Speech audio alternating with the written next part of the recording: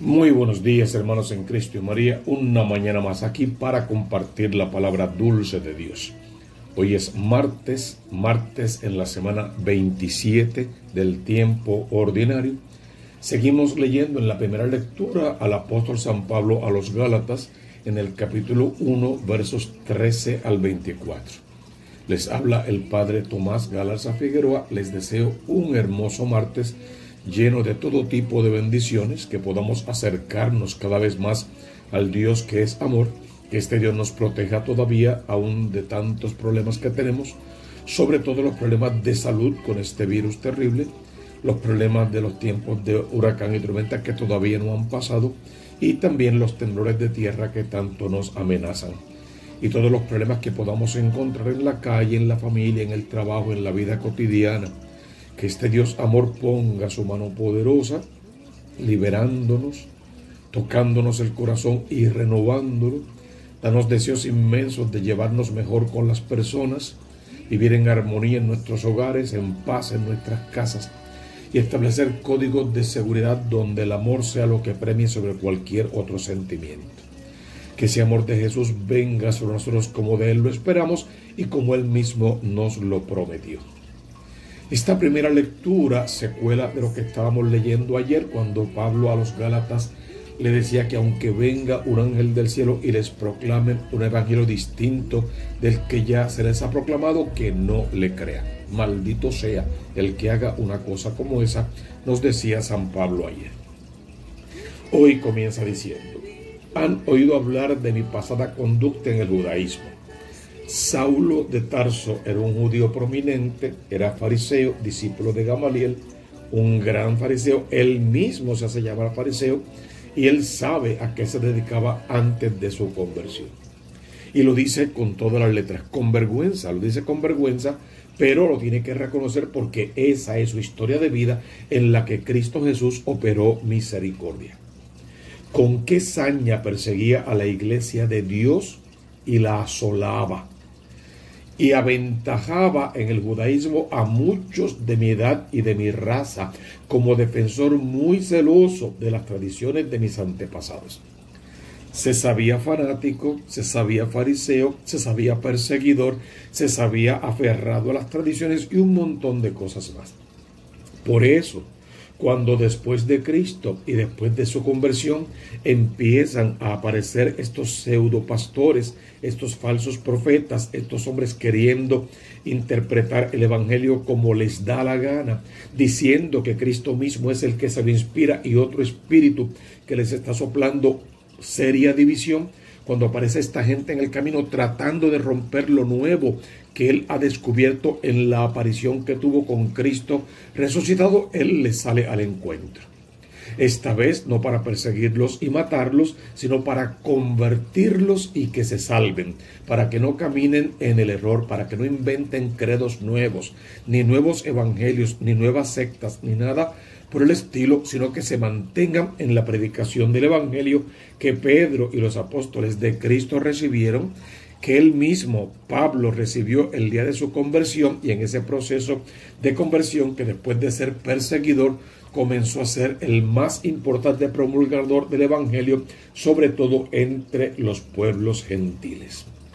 Después que él hace alarde de lo que era su vida pasada con cierta vergüenza, empezamos a reconocer a un San Pablo, lejos de Saulo de Tarso. Pero cuando aquel que me escogió desde el seno de mi madre, o sea, Pablo, a pesar de su pecado, se sabía escogido por Dios, solo que un elegido de Dios que estaba viviendo de espaldas a Dios o como si Dios no existiera. Fue en el encuentro personal con Cristo resucitado y cuando él abrió su corazón que descubrió su verdadera misión. Fíjate lo que siempre decimos de Pablo y es importante. Cuando Pablo perseguía y mataba a cristianos, él, como era un fanático enfermizo, creía que estaba haciendo lo correcto. Y creía que lo estaba haciendo por la salvación de las almas. Y por eso se aferraba a perseguir y a matar, porque desde el punto de vista equivocado en el que vivía, había que acabar con el cristianismo. Y luego es lo mismo que le pasa hoy a todos estos que, llenos de ellos mismos, se acomodan a un evangelio de bolsillo, acomodaticio, de emociones, de sentimientos, de lo que me gusta, de lo que me parece, de mi opinión personal, y se van alejando de Cristo y de su evangelio. Y están tan llenos de ellos mismos que creen que están haciendo lo correcto. Se vuelven tan fanáticos que no escuchan a nada ni a nadie, ni siquiera a Cristo. Y ya lo poco que les falta es que dejen de orarle a Cristo para que se oren a ellos mismos, porque se escuchan sus predicaciones. Por lo general, la palabra que más sale en sus predicaciones es yo. Cuando yo era, cuando yo hacía, porque yo hago, porque yo digo, porque yo soy, porque yo. Y ese yoísmo es una cosa terrible en ese tipo de predicaciones, porque llenos de ellos mismos han descartado al único y verdadero Dios. Por eso se siente llamado desde el seno materno para anunciar entre los gentiles a este nuevo evangelio, a este Cristo resucitado. Cuando eso sucedió, mira lo que Pablo dice: yo no consulté con hombres, ni subí a Jerusalén a ver a los apóstoles anteriores a mí, sino que enseguida me fui a Arabia y volví a Damasco.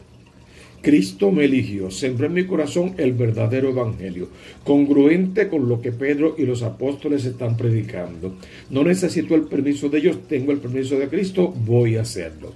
Sonaría como a disidencia, sonaría como que una iglesia aparte y diferente, sonaría como que él también se siente elegido y papa y ya no tiene que someterse a la voluntad del resto de los apóstoles. Mas no es así. Tuvo esa experiencia, y cuando tuvo esa experiencia, ¿de qué se dio cuenta? ¿Qué tuvo que reconocer? Que necesitaba de Pedro y de los apóstoles, que había que subir a Jerusalén donde todo comenzó, que había que ir con Cefas, Pedro, piedra, sobre esta piedra edificaré mi iglesia, que había que ponerse a las órdenes, que había que aprender de ellos e incluso, si era necesario, instruirlos a ellos. Y por eso es que dice, después, pasados 3 años, subí a Jerusalén para conocer a Cefas, este es Pedro, y permanecí 15 días con él. De los otros apóstoles no vi a ninguno, sino a Santiago, el hermano del Señor. Ya no discutamos por esa tontería del hermano del Señor, ya lo sabemos, era su pariente, su primo, y era la forma de definir las relaciones interpersonales. No conoció a los demás, pero conoció la cabeza, y algunos de ellos luego los fue conociendo por el camino. No conoció a todos los demás, pero todos conocían al mismo Cristo y el mismo evangelio. Y esos 15 días sirvieron para ponerse de acuerdo en muchas cosas en las que no estaban de acuerdo. Hubo algunas discusiones, algunos problemas, algunos sinsabores, o algunas peleas entre ellos, pero siempre llegaron a acuerdos, y cuando los acuerdos fueron más necesarios, entonces fueron al concilio de Jerusalén, al primer concilio, para poder arreglar aquellas diferencias, y lo hicieron, guiados por el Espíritu Santo de Dios. El Espíritu Santo de Dios y nosotros hemos decidido. Así comienzan aquellos decretos.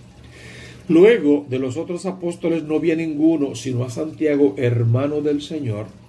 Dios es testigo de que no miento en lo que les escribo, pues fui a las regiones de Siria y de Cilicia. Personalmente yo era un desconocido para las iglesias de Cristo que hay en Judea. Solo habían oído decir que el que antes los perseguía anunciaba ahora la fe que antes intentaba destruir, y glorificaban a Dios por causa mía. Entendieron a Pablo, lo aceptaron como parte de la comunidad, de hecho, como líder de la comunidad, como evangelizador, como luz de los gentiles. Y pudieron ver que aquel que antes se dedicaba a perseguir y a matar a los cristianos, a hablar en contra del evangelio que Cristo estableció y que le dejó a su iglesia, a Pedro y a los demás apóstoles, ahora los llevaba a ese Cristo. Se había convertido de verdad, había dejado su fariseísmo, había dejado de ser tan asiduo a unas tradiciones innecesarias que malamente entendía, ya no era tan fanático de unas verdades parciales, porque había conocido la totalidad del evangelio predicada por el mismo Cristo resucitado. Yo soy Jesús de Nazaret, a quien tú persigues. Esa primera lectura es muy importante. Ojalá que de ti y de mí se pueda decir lo mismo, que ahora somos los verdaderos evangelizadores y que todos los disidentes y los sectarios reconozcan su fanatismo, dejen de predicar evangelios errados, de cambiar la palabra de Dios a conveniencia, de jugar con los sentimientos de las masas que a veces les falta formación y de abusar con sus bolsillos también, y regresen a la iglesia verdadera, a la casa de papá, a la iglesia que Cristo fundó. Mira qué bonito el salmo de hoy, Salmo 138. Guíame, Señor, por el camino eterno. No me dejes buscar otros caminos, ni otros evangelios, ni seguir a falsos profetas ni a pseudopastores. Guíame, Señor, por el camino eterno. ¿Por qué? Señor, tú me sondeas y me conoces. Me conoces cuando me siento y cuando me levanto. De lejos penetras mis pensamientos. Distingues mi camino y mi descanso. Todas mis sendas te son familiares. Tú has creado mis entrañas, me has tejido en el seno materno. Te doy gracias porque has plasmado portentosamente, porque son admirables tus obras. Mi alma lo reconoce agradecida. No desconocías mis huesos, cuando en lo oculto me iba formando y entretejiendo en lo profundo de la tierra. Alabemos al Señor con este salmo y pidámosle que también venga a conocer, a sondear nuestro corazón y ayudarnos a vivir siempre en santidad. Mira qué evangelio más particular la iglesia ha seleccionado para nosotros en este martes de la semana 27 del tiempo ordinario. Está tomado según San Lucas en el capítulo 10, versos 38 al 42. En aquel tiempo entró Jesús en una aldea. Una mujer llamada Marta lo recibió en su casa. Como dato interesante, si Marta lo recibió, parecería que Marta representaba la autoridad en esa casa, aunque tenían un hermano varón, Lázaro, que se supone que él fuera la autoridad, pero aquí Marta es la que recibe en su casa. Luego que lo recibe en su casa, vamos a ver un ejemplo maravilloso de lo que debe ser la vida del cristiano, la vida del verdadero católico. Marta tenía una hermana que se llamaba María. No lo dice, pero también tenía un hermano que se llamaba Lázaro. Y parece que no tenían papá ni mamá y que ninguno de los tres estaba casado y que no tenían hijos. Y esa tal María estaba sentada junto a los pies del Señor escuchando su palabra. Y ya tenemos una gran diferencia entre ambas. Marta, como matrona, lo recibe en su casa y lo atiende bien. Esa es su responsabilidad, y lo que le toca hacer lo está haciendo bien: atenderlo, servirle, cocinarle, preparar la casa, que todo esté limpio, que se sienta acogido, si quiere descansar, que tenga una pieza limpia para descansar, agua para bañarse, lo que necesite, porque ahí se va a quedar. Entonces Marta está haciendo lo que le toca y lo está haciendo bien. María está aprovechando el momento para sentarse a los pies de Jesús, que seguramente le está hablando del reino de los cielos, contándole alguna parábola, alguna peripecia del camino, riéndose de algunas de las cosas que hicieron los apóstoles y aprovechando para sembrar en su corazón deseos de conocer y de saber más de la historia de salvación. Marta, repetimos, en cambio andaba muy afanada con los muchos servicios, y eso está perfecto. Las dos están haciendo bien, las dos están haciendo lo correcto, las dos están haciendo lo que le toca. ¿Dónde está el problema que narra este evangelio? Que pudo haber sido escrito de otra manera, pero lo tenemos de esta manera. ¿Dónde radica el problema? En que en un momento dado Marta se queja por lo que le toca hacer a ella y lo que le toca hacer a María. Minimiza la parte de María y se queja con Jesús de que si no le molesta que su hermana se quede ahí sentada sin hacer nada, y que mientras ella se multiplica para cumplir con todas las tareas. Si parte de una premisa falsa, la conclusión va a ser falsa. ¿Cuál es la premisa falsa? Que para Marta, María no está haciendo nada, y Jesús lo que hace es subir esa categoría al superlativo. María ha escogido la mejor parte. María está haciendo de las dos cosas la más importante. María está haciendo lo que le toca como contemplativa, siempre y cuando María no olvide un detalle: contempla mucho, pero luego comparte todo lo que contemplas. Contempla, pero no olvides la consigna. Lo que te digo al oído, vete a proclamarlo desde las azoteas y por las plazas públicas. Contempla, pero no olvides el mandato. Vayan por todo el mundo y prediquen el evangelio. Este es el momento de María contemplar, y lo está haciendo bien. Y está haciendo muchísimo. Está abriendo su corazón a la llamada de Dios para luego poder predicar esos mandamientos de Dios y hacer que en el mundo haya más Martas y más Marías, más hombres y mujeres responsables que descubren cuál es su vocación, que saben qué es lo que tienen que hacer y que lo hacen bien. Fíjate en un detalle importante. En esta ocasión, la que se quejó fue Marta, diciendo que María no estaba haciendo nada y que ella lo hacía todo. ¿Cómo hubiera sido el evangelio si la que se hubiese quejado hubiese sido María?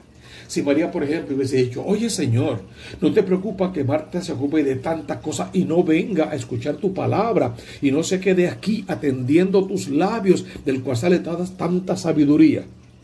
Yo estoy casi seguro que Jesús le hubiese dicho: María, María, Marta es muy responsable, está haciendo lo que le toca, lo está haciendo muy bien. De hecho, tú también deberías de ir a ayudarle, porque si es cierto que está bueno escuchar la palabra de Dios, es mucho más cierto que hay que ponerla en práctica. Entonces ya se te acabó el juguetito, levántate por favor y ve a ayudar a tu hermana. Estoy segurito que Jesús le hubiese dicho algo parecido a eso.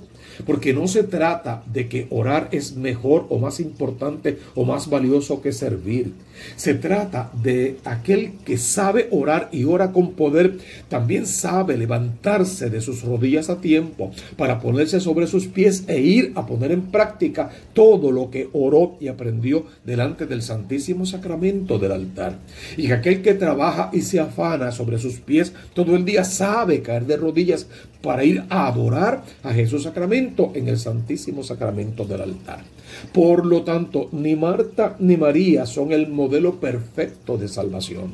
La combinación entre Marta y María, la contemplación llevada a la acción y la acción llevada ante el Santísimo Sacramento de oración hacen un conjunto de perfección en aquel hombre, aquella mujer que quieren conocer a un Cristo vivo, darlo a conocer, y a través de esa contemplación y de esa acción, de esa oración y de ese trabajo, alcanzar, decimos siempre, su propia salvación y la salvación de los demás.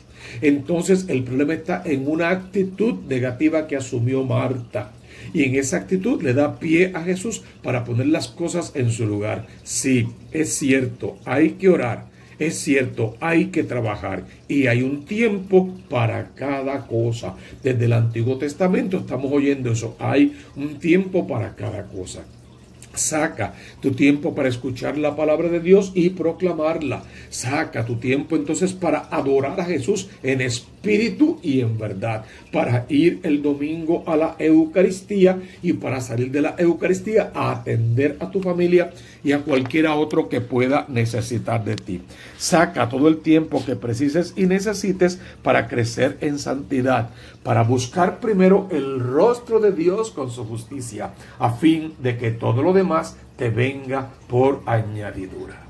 Qué bueno que prestas tu oído por un momento a estas pláticas, ahora a ponerlas en práctica, a compartirlas con otros, a colocarlas en las redes sociales, a evangelizar.